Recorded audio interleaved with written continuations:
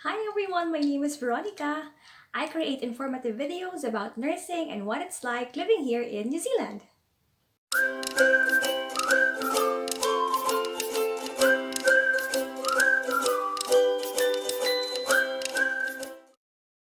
Two things first, number one, all of our experiences will be different and that's okay. So sa akin, nagsimula ako sa English Proficiency Test.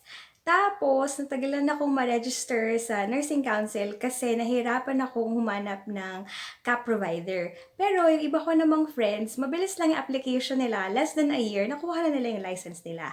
So, yung journey natin magiging iba-iba, pero okay lang yon. Number two, always get your information from trusted New Zealand government website. So, ayan. Ngayon, punta lang tayo sa Nursing Council website. So, click mo lang tong I want to be a nurse in New Zealand. And then, registration for international nurses. And then, I am currently registered in another country. Tapos, I want to start my application to the Nursing Council. Ngayon, makikita mo dito, sinamarize na ng Nursing Council kung ano yung mga steps for the registration process. Step 1, Step 2, at saka Step 3. Tapos, if you go to my Facebook page, Binibining Veronica, I also created a quick summary lang kung ano yung mga sub-steps na involve sa processing ng application mo to become registered here in New Zealand. So, yung first is to apply to CGFNS. Ano ba yung CGFNS? Ano lang yan siya? It's actually a third-party company na totally separate sa Nursing Council. Ang trabaho ng CGFNS is to prove that you are really who you are. Who you say you are, no? Na yung mga documents na pinasa mo, that they are all valid and legal. So, if we go back to the Nursing Council page, click mo lang tong click here. Dadalhin ka na sa CGFNS website. Tapos, sabi sa next step natin, 1.1, create an account. So, click mo lang yung get started. Tapos, provide information here sa mga boxes and then click sign up. Tapos, step 1.2, complete applicant account profile. After mo mag-sign up, dadalhin ka nun sa separate page and then just provide your personal, academic, and professional information. Diba? Very straightforward naman. Parang ka nagsa-sign up sa Facebook, diba? 1.3, purchase order for CVS and CNZ. So, yung CVS, ibig sabihin lang yan, Credentials Verification Service. So, yun yung serbisyo na ino-offer ng CGFNS to verify all your documents. At the moment, pricing-wise, it's $300 US. Diba? Medyo mahal din, ano? Number 1.4, submit identity documents. So, if you go back to CGFNS page, at the moment, identity documents na kailangan, dalawa lang. 2 forms of identification. Ang isa kailangan passport. Tapos nga pala, you have to remember, they don't accept original documents, so you have to photocopy and then notarize. So, other acceptable forms of identification, pwedeng driver's license or government issue photo identification. Tapos, ipagsisend kayo ng photo identification, kailangan ang photo po ay clear at colored para kita-kita ang face nyo, di ba? Other acceptable forms po, birth certificate, marriage certificate, divorce, wala namang divorce sa atin, no? So, hindi siguro applicable yan sa atin. And then, if nagpapalit po kayo ng pangalan, kailangan meron kayong legal name change affidavit. O, diba? Ayan lang. Tapos ito ha, yung pag nagsasend kayo ng documents, pwede nyo yung i-upload. Pwede rin naman by mail. So, once na umorder, kinlik nyo yung purchase order, meron yung instruction kung paano nyo isi-send yung mga documents. Tapos, you pay by credit card to pay for the fee. Okay? And then, ang next step naman po natin is send required forms to academic and professional authorities, education, license registration, nursing employment. So, ito lang siguro yung medyo tricky na part. Once na mag-purchase ka ng order, tapos bibigyan ka nila ng link kung paano mo, or instruction, kung paano mo i-upload at saka ipiprint yung mga forms. So, yung proof na nakatapos ka ng nursing, nakapasa ka ng exam, may license ka, pwede ka mag-practice, at meron kang nursing employment, hindi ikaw ang mag-fill up nun. Ang mag-fill up dapat nun is yung school mo, yung regulatory body sa Philippines, I think it's PRC, and then yung employer mo. Tapos sila yung magpapadala ng form na yon sa CGFNS. Hindi mo pwedeng isend directly yung ganong information sa CGFNS on behalf of your school or ng PRC. Kailangan manggaling yun mismo sa school mo, sa employer mo, at saka sa PRC. Okay? Tapos, a little bit about nursing employment. Kailangan nagtrabaho ka for the last 2 years. Nagtrabaho ka for 2 years for the last 5 years. Tapos, yung specific requirement ng Nursing Council, kailangan employed ka for 2,500 hours.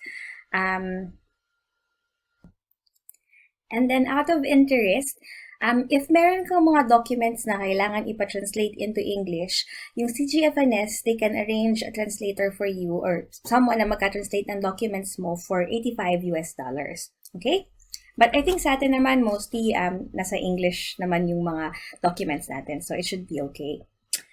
And then, step 1.6, English proficiency. So, if you go back to CGFNS website, merong information doon kung ano ba yung mga kailangan mong gawin to prove na you can read, write, listen, and speak in English. So, ang pwede mong gawing exam is through OET, Occupational English Test.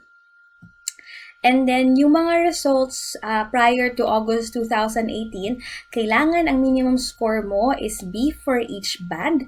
Tapos, yung C+, it's not considered as a pass. Okay? If ang test result mo naman is after September 2018, kailangan ang minimum score mo is 350 for each band. And then, ang score na 300 to 340, hindi rin yan considered as a pass. Tapos, for others, baka gusto nila IELTS, kailangan academic module. Tapos, dapat ang minimum score mo is 7 for each band. Ngayon, pwede mo namang i-combine yung mga scores mo. Pero kailangan, you took the exam within 12 months of each other. Okay? Meron din namang iba na pwedeng mag-apply for waiver. Ang mga pwedeng ma-exclude sa OET at saka IELTS is if yung nursing education mo, nag-aral ka, na-register ka sa countries like UK, Ireland, Canada, or USA. Or pwede rin naman na na-registered ka at nagpa-practice sa UK, Ireland, Canada, and USA. Tapos, in order to get your qualification, nag-exam ka na to pass an English language test. Okay? But for most of us na nurse sa Philippines, kailangan talaga natin ng OET at saka IELTS. Or OET or IELTS. Hindi naman dalawa. Parang sobra naman yun. Isa lang. Okay, as long as makapasa ka, yun na yun. Di ba? Okay. And then, step number 2 natin is request CGFNS to send your report to Nursing Council. So, after mo masubmit lahat ng mga documents mo sa CGFNS, sabi nila at the moment sa website, it takes them 30 days to review all your documents and then send a report to you. Ikaw naman, meron kang 30 days to review the report. And then, syempre, if you want to go through the processing and okay naman yung report, edi you just authorize CGFNS to send the report to Nursing Council. Other scenarios, no, pwedeng maging incomplete yung application mo. Kunyari, you're having a difficult time gathering all the documents or yung school mo, matagal mag-fill up ng form, hindi pa nila sasend sa CGFNS or hindi ka pa nakakapasa sa English Proficiency Test. So, just remember na once mag-purchase ka ng order, yung CVS and CNZ, valid lang yon for 12 months.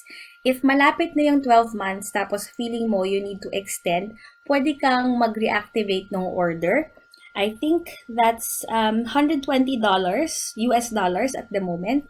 And then, ma-extend yung reactivation mo for another 12 months. But you just have to remember na you can only do a reactivation once per initial order.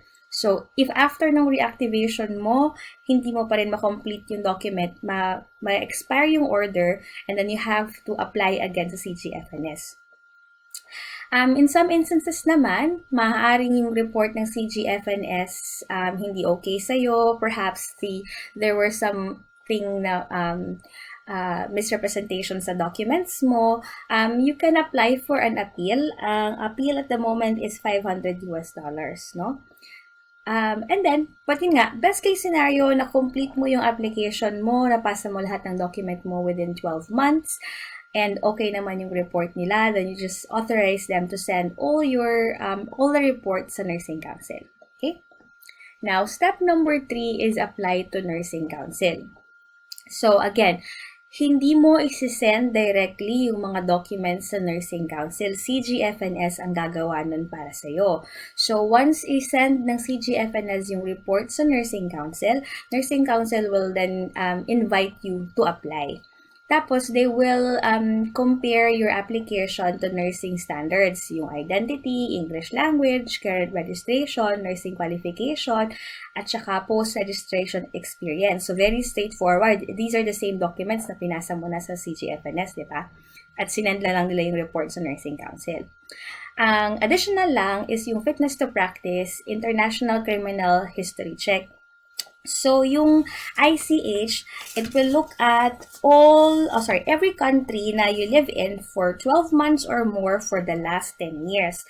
Tapos, ang bayad dyan is 149 Australian dollars. And then, yung report from the ICH is valid for 6 months. Okay?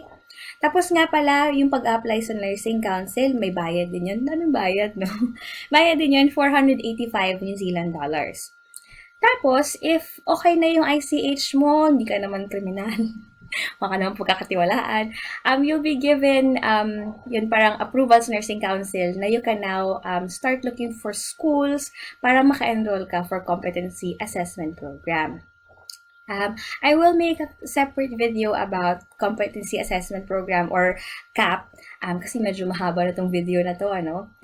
But all going well, once matapos mo yung CAP, maka-apply ka ng registration, they'll invite you to apply for annual practicing certificate. Yun yung pinaka-lisensya mo. Tapos darating na yun sa mail. And then you can start practicing as a nurse na in New Zealand. So, yun lang. Yun lang pero ang dami, no? So, as you can see, maraming mga sub-steps pero hindi naman to lahat sabay-sabay. So, umpisahan mo lang sa pag-a-apply sa CGFNS. O, diba? Tapos, as always, you always refer to CGFNS website o yung sabi ko nga kanina, Nursing Council website. Ayan. Andyan lahat ng mga information na kailangan. Basahin maigi. And yeah, yun lang. Yun goals for 2020.